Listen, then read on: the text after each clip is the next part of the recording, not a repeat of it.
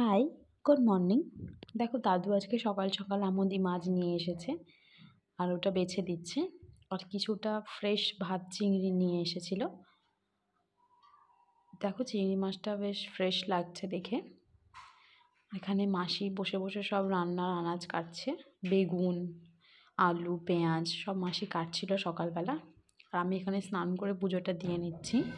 প্রথমে শিবলিঙ্গটিকে স্নান করিয়ে নিলাম, তারপরে সমস্ত ফুল ঠাকুরের সামনে সাজিয়ে দিচ্ছি।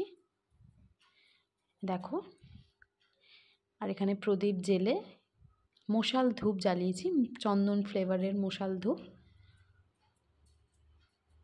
আর দেখো এখানে আমার পুজো দেওয়া কমপ্লিট হয়ে গেছে। তোমরা এখানে যে সমস্ত ফুল দেখতে পাচ্ছ এগুলো সব আমাদের নিজেদের গাছের ফুল।